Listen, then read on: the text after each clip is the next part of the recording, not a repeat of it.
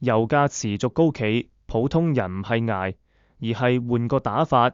Hello，大家好，我是 Will 叔。油價又創新高，特級無鉛汽油每公升突破港幣32，有車主苦笑，以前加油係入貨，而家加油係供樓。講笑歸講笑，但問題好實際。當油價持續高企，普通人到底可以點做？今日我哋唔講大道理，用3分鐘拆解3個層次嘅應對策略，睇下點樣喺貴油時代守住你嘅荷包同生活質素。第一部分，先問自己3個蘇格拉底問題，45秒。喺行動之前，先冷靜問自己。問題1，我嘅用油需求係必要定習慣？每日通勤30公里返工必要，沒一定要開車去遠郊打卡習慣，分清兩者，先至知邊度可以慳，邊度唔值得慳。問題2，我計過時間成本嗎？北上深圳入油，每公升慳港幣15，加滿50公升慳港幣750，但來回3小時加車輛蝕夠，加過路費加排隊時間，真係劃算嗎？慳錢唔等於慳總成本，有時買時間先係聰明。問題3，我嘅應對策略係短期應急定長期局？短期等折扣、格價、減非必要出行；長期考慮電動車，調整居住、工作地點，改變出行習慣，唔好讓油價焦慮驅動你嘅人生大決定。第二部分，3條普通人絕對不能碰的底線，60秒。底線1，絕不為慳油錢犧牲安全，唔好為咗慳錢而超速衝燈尾，唔好為咗減重而拆走安全設備。油價會回落，但意外嘅代價係永久嘅。底線2，絕不為短期波動改變長期財務規劃。油價係期性波動，唔係永久趨勢，唔好因為油價高就恐慌性買車，或者盲目轉投新能源概念股。用資產配置思維，唔係情緒交易思維。底線3，絕不讓油價焦慮吞噬生活質素。慳錢係為咗活得更好，唔係為咗活得更苦。如果為咗每月慳港幣500油錢，要放棄陪伴家人，放棄自我增值，呢筆數其實係虧。一句話總結普通人嘅智慧，唔係點樣捱，而係點樣換個打法。第3部分，3個層次嘅實用策略，90秒。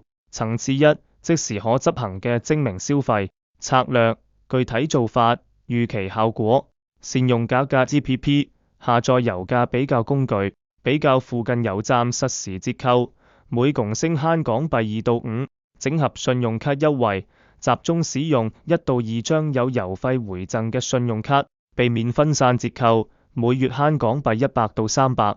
選擇非高峰入油，避開末假日油站排隊潮，節省時間成本，每次慳15到30分鐘。層次2，中期可規劃嘅出行重組策略，具體做法，適用人群，混合通勤，工作日搭地鐵加共享單車，末先用車，市區上班一族，拼車，共乘，與同事、鄰居組建油費分攤小組，通勤路線相似者，短途替代，3公里內行程，改用電單車、電動滑板車，年輕族群，短途需求者。層次3，長期可局嘅結構調整策略，具體做法，關鍵考量，評估電動車轉換，計算總擁有成本，車價加電費加保養，油費節省，旅程需求，充電便利性，重新檢視居住、工作地點。如果油費長期高企，住得近可能比住得大更劃算。家庭需求，職涯規劃，建立能源波動應急基金，每月預留港幣200到500作為能源價格波動緩衝。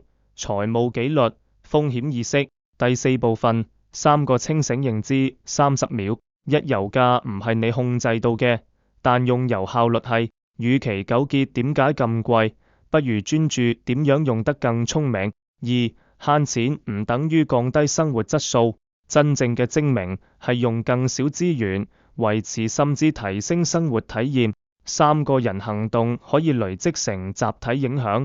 當足夠多人選擇公共交通、電動車、理性消費，就會推動政策同市場改變。結尾 Call to Action 30秒。Will 叔的小總結：油價會波動，但你嘅生活節奏可以由自己掌握。下次加油前，不妨問自己3個問題：一、呢次出行真係需要開車嗎？二、我有比較過實際支付價，定係只睇牌價？三、我嘅應對策略係讓生活更好，定係更苦？理性消費，先有自由；看清結構，先有選擇。片尾，如果你覺得這支影片幫你理清了一些思路，歡迎訂閱頻道，一起當個理性思考的夥伴。留言分享你的看法，但記得不情緒化，不盲從，有交流才有收穫。得閒飲茶，我是 Will 叔，我們下次見。影片資訊卡，關鍵數據來源：政府統計處、消委會能源資訊。